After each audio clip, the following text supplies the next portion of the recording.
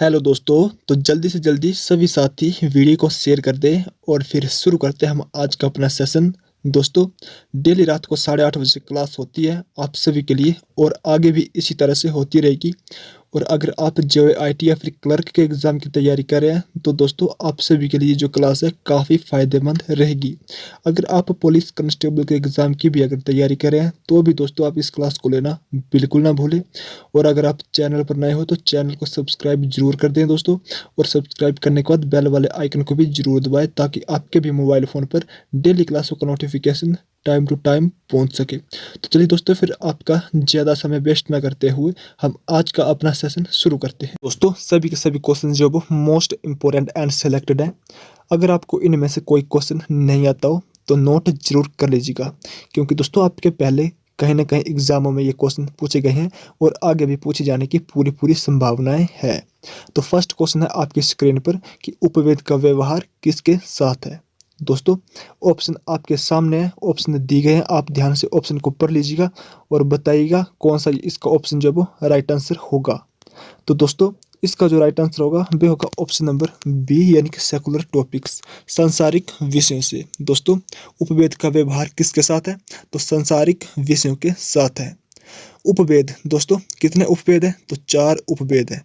और वेद कितने हैं तो वेद भी 4 ही है दोस्तों। सबसे पुराना वेद, तो दोस्तों आपके एग्जाम में क्वेश्चन बनता है कि सबसे पुराना वेद कौन सा है तो ऋग्वेद जो है सबसे पुराना वेद है।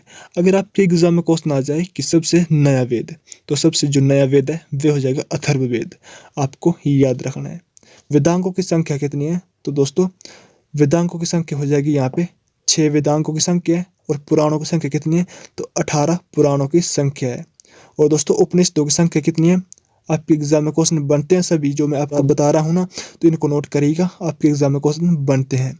उपनिषदों की संख्या हो जाएगी 108। नेक्स्ट क्वेश्चन की तरफ चलते हैं। दोस्तों नेक्स्ट क्वेश्चन है मौर्य कला का प्रतिनिधित्व करते सर्वोत्तम नमूने हैं। तो क्या है दोस्तों, the best specimen of the Maurya art is represented in.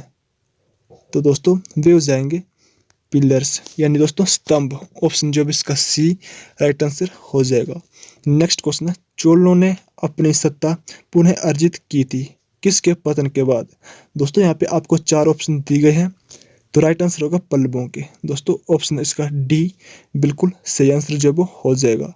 उसके बाद है अगला क्वेश्चन, दिल्ली का वह पहला सुल्तान कौन था जिसने राजा की देवता पर जोर दिया था।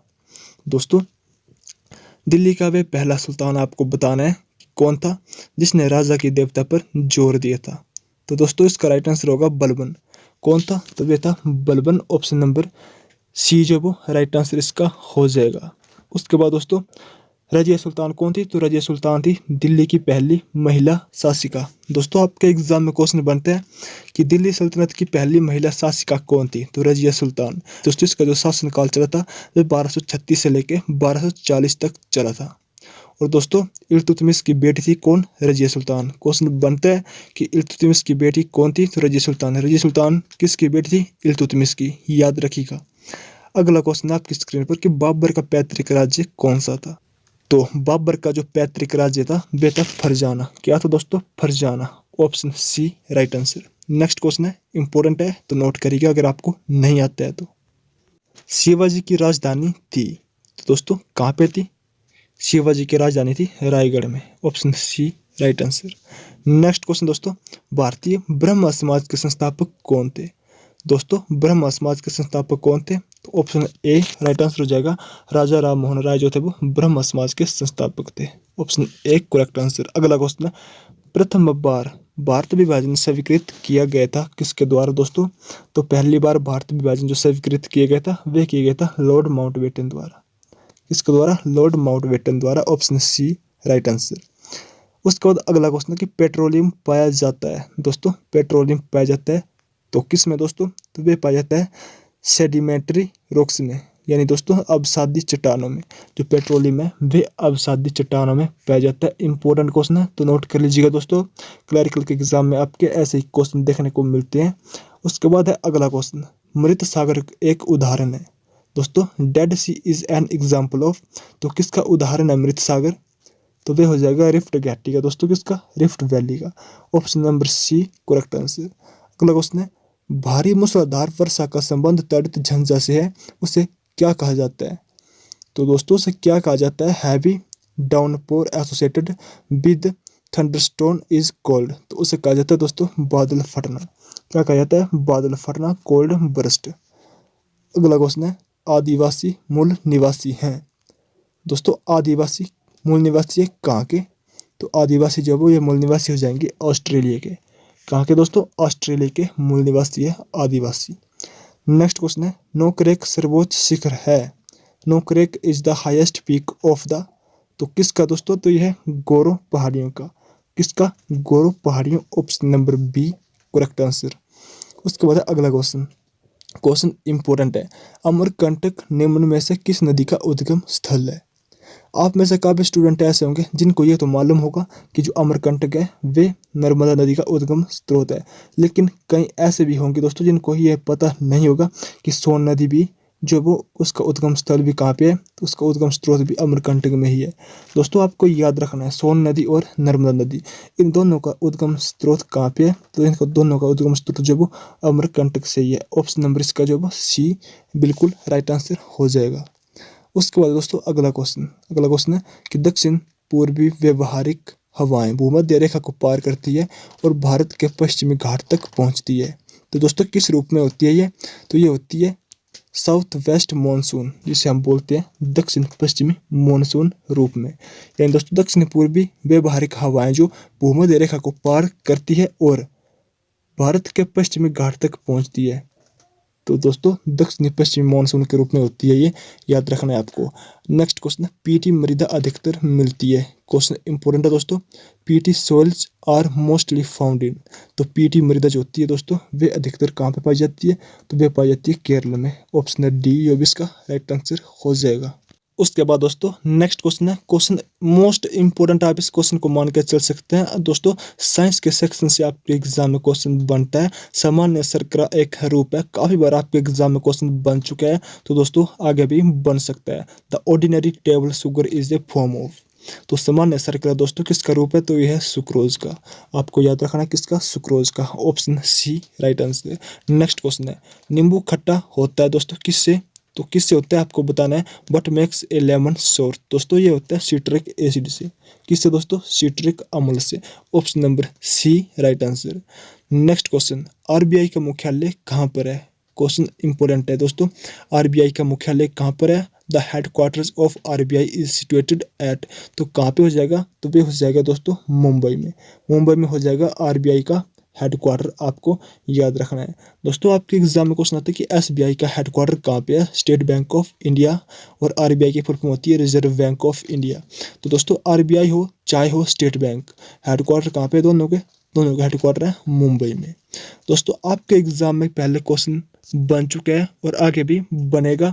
स्टेट बैंक ऑफ इंडिया को पहले किस नाम से जाना जाता था? तो आपको याद रखना है, स्टेट बैंक ऑफ इंडिया को पहले इंपीरियल बैंक ऑफ इंडिया के नाम से जाना जाता था दोस्तों। तो नोट करिएगा अगर आपको नहीं आता है तो।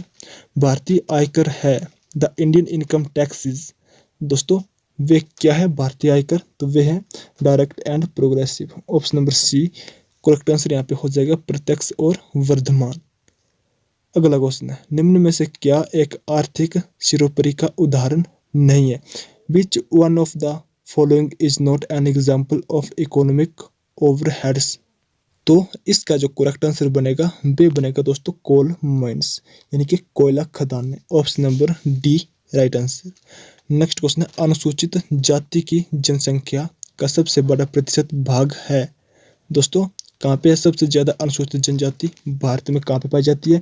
तो वे पाई जाती है दोस्तों पंजाब में। आपको याद रखना, क्वेश्चन इंपॉर्टेंट है। नेक्स्ट क्वेश्चन है, भारतीय संविधान में निम्नलिखित में से क्या एक मूलभूत अधिकार नहीं है? Which of the following is not a fundamental right in Indian constitution. तो दोस्तों वे हो जाएगा राइट टू प्रॉपर्टी, यानी कि संपत्ति का अधिकार। संपत्ति का अधिकार जो वो एक मूलभूत अधिकार नहीं है। आपको याद रखना है दोस्तों, क्वेश्चन इंपॉर्टेंट है तो नोट करिएगा अगर आपको नहीं आता है तो। उसके बाद है नेक्स्ट क्वेश्चन है कि भारत के निम्न प्रधानमंत्री में से किसने कभी भी अपने कार्यकाल में संसद का सामना नहीं किया?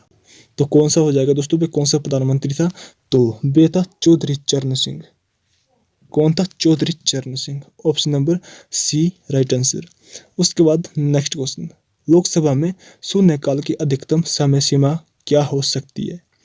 क्वेश्चन काफी इंपॉर्टेंट है दोस्तों। इसका जो राइट आंसर होगा वे होगा दोस्तों 1 घंटा। जो शून्यकाल होता है वे 1 घंटे का होता है। Option B right answer. शून्यकाल किस कहते हैं दोस्तों, तो जब लोकसभा में बहुत ही महत्वपूर्ण विषय उठाए गए हो उसे कहते हैं शून्यकाल, जो कि 12 से 1 बजे के बीच में होता है। नेक्स्ट क्वेश्चन है, मुख्यमंत्री की नियुक्ति किसके द्वारा की जाती है। दोस्तों मुख्यमंत्री की नियुक्ति किसके द्वारा की जाती है, तो मुख्यमंत्री की नियुक्ति की जाती है दोस्तों राज्यपाल के द्वारा। आपको याद रखना है, ऑप्शन ए इसका राइट आंसर जो है वो हो जाएगा। रीजनिंग के क्वेश्चन स्टार्ट हो रहे हैं। 1-2 क्वेश्चन यहाँ पे अब रीजनिंग के भी कर लेते हैं दोस्तों। वैसे तो हमने रीजनिंग पहले काफ़ी की है, अगर आपने नहीं देखी है तो दोस्तों आप प्ले लिस्ट में जरूर जाएं और वहाँ पे आप रीजनिंग की क्लास में को भी जरूर देखें अपने एग्ज़ाम के लिए, ताकि आपको एक आइडिया सा हो सके कि रीजनिंग किस टाइप की रहने वाली है। दोस्तों फर्स्ट क्वेश्चन यहाँ पे आपको दिखाई दे रहा है, यदि LOFTY लोफ्टी को LPFUY लिखा जाए तो DWARF को किस प्रकार से लिखा जाएगा। दोस्तों क्वेश्चन काफ़ी इजी है, हम यहाँ पे इजी तरीके देखते हैं, हम यहाँ पे इजी वे से इसे सॉल्व करते हैं। तो यहाँ पे लिखा है LOFTY, ठीक है। वैसे दोस्तों आप इसको डायरेक्टली सॉल्व कर सकते हैं, लेकिन यहाँ पे आपको मैं यहाँ पे सॉल्व करके बता देता हूँ। LOFT और बाय, लोफ्टी को क्या लिखा है दोस्तों इन्होंने, लोफ्टी को लिखा है इन्होंने LP, लिखा F, फिर लिखा है U और फिर लिखा है बाय। अब दोस्तों आपको क्या करना है, अब आपको देखना है यहाँ पे सबसे पहले ये जो फर्स्ट वाला है, ये जो सेकंड वाला है और ये जो लास्ट वाला है, ये क्या है, ये तीनों सेम है। कैसे दोस्तों, L का L ही है, F का नीचे F ही है और Y का Y ही है। लेकिन ये जो दो है दोस्तों, O के बाद क्या आता है P आता है, यानी कि पहले O है प्लस 1 होगा यानी कि P, T है, T के बाद प्लस 1 होगा यानी कि U। तो इसी तरह से हमें दोस्तों जो आगे दी गई है कोड, हमें DWARF को क्या लिखा जाएगा। तो दोस्तों आप इस इमेज को ध्यान से देख लीजिएगा, अपने दिमाग में से सेव कर लीजिएगा। और दोस्तों देख लीजिएगा, पहला और तीसरा और पांचवा एक समान है, लेकिन जो दूसरा और चौथा है दोस्तों इसमें एक एक जो वो प्लस हो रहा है। अब हम कैसे करेंगे, जो नेक्स्ट कोड हमें दी गए दोस्तों, तो हम इसे कैसे करेंगे, तो ये दी गए हमें क्या, DWAR और F को क्या लिखा जाएगा इस कोड में, ठीक है। जो हमने लोफ्टी को LPFUY लिखा, उसी प्रकार से DWARF को क्या लिखा जाएगा। दोस्तों जो मैंने आपको वहाँ पे बताया था कि पहला वाला सेम है, तीसरा वाला सेम है और पांचवा वाला जो है वो सेम है, ठीक है। यानी कि यहाँ पे क्या आएगा, D आएगा, यहाँ पे A आएगा, यहाँ पे F ही आएगा। लेकिन जो दूसरा और चौथा है दोस्तों, ये जो R और W है, इसमें क्या होगा, इसमें एक जो वो यहाँ पे प्लस हो जाएगा, यानी W के बाद क्या आता है, W के बाद आता है दोस्तों X, यानी यहाँ पे X आएगा। R के बाद प्लस आप 1 करोगे तो R के बाद क्या आता है, R के बाद आता है S। दोस्तों हमारे पास जो यहाँ पे कोड बनेगा वे बनेगा ये वाला DXASF। तो आप देख लीजिएगा ध्यान से ऑप्शंस को, किस ऑप्शन में दिखाई दे रहा है, DXASF दोस्तों ऑप्शन ए में दिखाई दे रहा है। तो हमारा ऑप्शन ए यहाँ पे बिल्कुल पूरी तरह से राइट आंसर हो जाएगा। दोस्तों इसे सॉल्व करने के काफ़ी तरीके होते हैं, तो आप किसी भी तरीके से इस क्वेश्चन को सॉल्व कर सकते हैं। नेक्स्ट क्वेश्चन है, which one of the following sets is different from other. दोस्तों आपको नीचे 4 ऑप्शन दिए गए हैं, आपको बताना कि कौन सा अन्य तीनों से भिन्न है, यानी कि कौन सा अलग है। 3 एक समान होंगे दोस्तों, यानी कि 3 जो होंगे वो एक जैसे यहाँ पे एक जैसा भाव का अर्थ दे रहे होंगे, लेकिन जो एक होगा वो अलग होगा, तो आपने उसी अलग वाले को यहाँ पे चूज करना है। रीजनिंग का क्वेश्चन है, अगर आप थोड़ा सा भी दिमाग लगाओगे तो आप इजीली इस क्वेश्चन को निकाल पाओगे। काफ़ी इजी क्वेश्चन दोस्तों, तो ज़्यादा कुछ नहीं है इसमें। चलिए अब हम सोल्व करते हैं। सबसे पहले दोस्तों हमने ऑप्शन ए देखा, क्या देखा, 3, 11, 13 और 17। क्या है ये, 3 है, ये 11 है, ये 13 है और 17 है। दूसरे में 7 है, 14 है, 18 है, 37 है। तीसरे में 3, 5, 41, 47 एंड डी में है 3, 7, 17 और 71। हमने दोस्तों क्या देखा, यहाँ पे एक चीज़ तो हमने कॉमन देख ही ली, ठीक है। क्या देखा कि जो दोस्तों ये 3, 11, 13 और 17 है, ये अपने आप से ही कट रहे हैं और किसी संख्या से भी इनका भाग नहीं हो रहा है, यानी कि दोस्तों अभाज्य संख्या है और ये किसी से भी कट नहीं रही है। उसके बाद दोस्तों ऑप्शन बी में देखा हमने 7, 14, 18 और 37। 7 भी दोस्तों किसी से नहीं कट रहा है, लेकिन जो 14 है, 14 जो 7 से कट जा रहा है, यानी कि 14 जो एक भाज्य संख्या है, 18 भी एक भाज्य संख्या और 37 भी किसी से नहीं कट रहा है। पहला देखा जो कि कोई भी नहीं कट रहा है, दूसरा देखा कट रहा है, ठीक है, दूसरा भाज्य संख्या है, दूसरे में 2। अब चलते हैं तीसरे की ओर। तीसरा है 3, 5, 41 और 47। ये भी दोस्तों किसी से नहीं कट रहे हैं, यानी कि ये भी अभाज्य संख्याएं हैं। और नेक्स्ट जो वो डी ऑप्शन में 3, 7, 17 और 71, ये भी अभाज्य संख्या। तो हमने क्या देखा, हमने देखा ऑप्शन ए में अभाज्य संख्याएं, ऑप्शन सी में अभाज्य संख्याएं एंड ऑप्शन डी में अभाज्य संख्याएं। लेकिन दोस्तों जो अलग है, अलग क्या है, ऑप्शन बी। ऑप्शन बी अलग है, क्योंकि दोस्तों तो 14 और 18 जो वो ये भाज्य संख्याएं हैं, इसलिए जो दोस्तों ये तीनों से अलग होगा, ऑप्शन बी इसका राइट आंसर हो जाएगा। चलिए दोस्तों, उसके बाद HPGK के कुछ क्वेश्चन कर लेते हैं। जसवान राज्य किसने स्थापित किया? मोस्ट इंपोर्टेंट क्वेश्चन है। जसवान राज्य पूर्वचंद ने स्थापित किया था दोस्तों, यहाँ पे पूर्वचंद होगा ना कि पर्वचंद, तो ऑप्शन इसका बी राइट आंसर हो जाएगा। नेक्स्ट क्वेश्चन है, किन्नौर का कौन सा त्योहार फूलों के लिए प्रसिद्ध है? दोस्तों किन्नौर का कौन सा त्योहार फूलों के लिए प्रसिद्ध है?